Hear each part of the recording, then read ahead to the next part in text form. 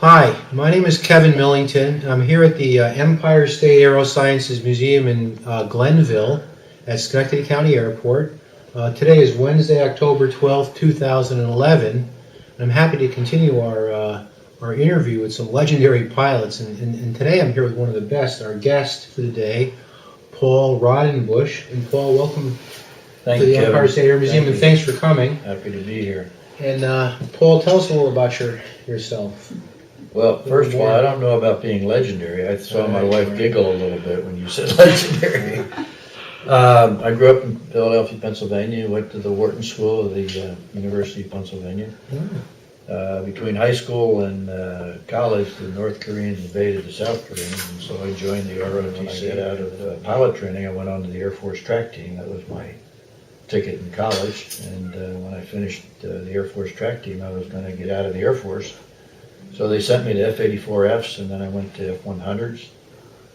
A couple of thousand hours in the F-100, a couple of thousand hours, then I flew the F-105, then flew the F-4. Boy, you had a legendary, really, by any span career of flying some of the great fighters. Yeah, tell us about flying the F-84. Well, it took a lot of runway. There's a joke that if you build a runway long enough, Republic will find an aircraft to use it all. Yeah, if you flew an F-105, I've got a real long takeoff run. But it was a good, I didn't fly it that long, so most of my experience is in the F-100 and the F-4. What years did you fly the F-84?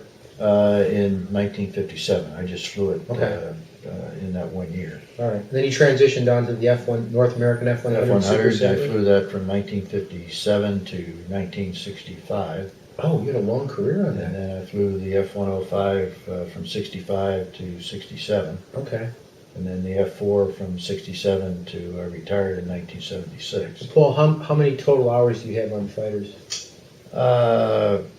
Close to 5,000. Oh my God, 5,000. Jeez. But I stayed in the cockpit. Matter of fact, Steve was kidding me. He served his tour at the Pentagon, and I dodged and ducked the Pentagon and staff jobs for 20 years. The significance, I guess, is that the 105 was one of probably the largest single-engine planes, most powerful fighters ever built. It had an F designation, but did you perform fighter missions in it? Oh yeah. Well, we used to joke that flying the 105 was like sitting on your front porch flying your house. Oh yeah, very large aircraft. And they had a rope in the map case, and if you had to evacuate without a ladder, you'd throw the rope over the stick. Oh, it was very high, yeah. It was very high. Yeah. It was like, it seemed like 15 feet high, and you could not get out over the wing. Most aircraft, you could get out of the cockpit and onto the wing and then drop off. You couldn't in the 105. So you'd throw the rope over, stick the rope over the stick, and then shimmy down the side. Oh, geez, that sounds dangerous. It was a great aircraft. It had an internal bomb bay, lots of fuel. Also made by Republic. Made by Republic and Long Island. What year did you fly that? From 65 to 67. Okay. Did you fly the D model? The D model and the F. We had the F was the 2-seat. Okay. Where did you fly from? Spangdahlem, Germany. All right. Then we transitioned from the 105 to the F4. And did you spend most of your time on F4s? Well, the latter part of my career, I spent about 7 or 8 years in the F4. Oh boy. Then they kicked us out of Spangdahlem, and we ended up at Holloman. Okay, Holloman Air Force Base in Mexico. Mexico. I think, I happen to have a model here. The plane you flew. An F4D. This is an F4D version, and this is a very powerful plane. Yep. I recall. If it was an operational service today, it would probably still be together with the F-15, probably one of the fastest fighters in the world. It would go twice the speed of sound. Yes, and it had I know it was a very large fighter, Mm-hmm. and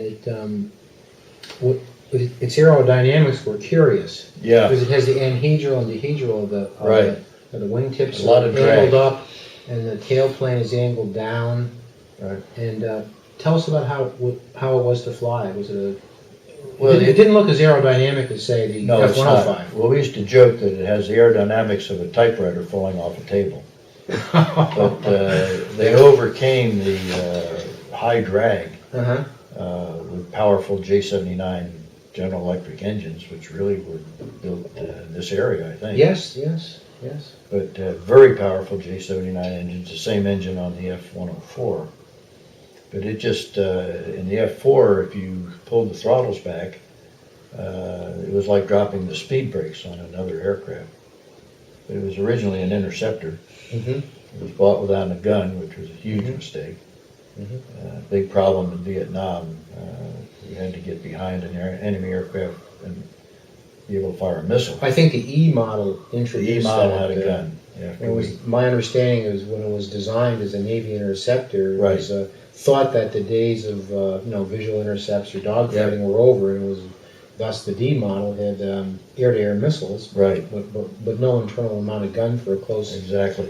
range fight. Later on, we hung guns on it, and when Steve and I were flying it, we would also practice strafe with a gun pod. Oh, okay. But it's hard to harmonize a gun pod. Okay, the gun pod would be a Centerline. I have one on here. Oh yeah, This that's is a right. GE M61 Vulcan. Yeah, It's on a pod. yeah. But I think, as I recall, again from history, that this was it was better than not having any gun, but it must have been difficult to aim, being underneath there, and then kind of more drag on it as it was. Well, the biggest external. problem was aligning it. The nose gear had a little mark or a little sticker on it, Yeah.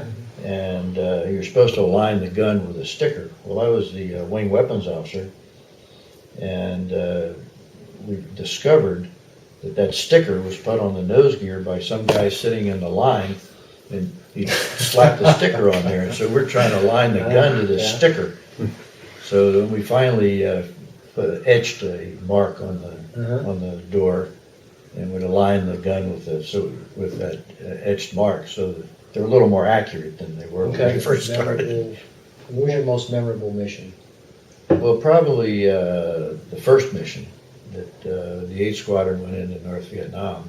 I was the operations officer, which is kind of the equivalent of the chief pilot. Oh, that's a leadership position in the squadron. Yeah, that's true. And so we got our first mission into North Vietnam. Well, of course, the commander was going to lead the squadron into North Vietnam. And so he went, they got up like at 3 in the morning and briefed, and the weather was bad, so they aborted. Meantime, I'm flying missions into South Vietnam. We would take off from Tak Le, refuel, hit a target, land at Tan Son Nhut or Da Nang in Vietnam. That's in South Vietnam. South right? Vietnam. Yeah. And we'd take off and fly back. So I'm flying 2 missions a day, and he's aborting for weather and not flying at all.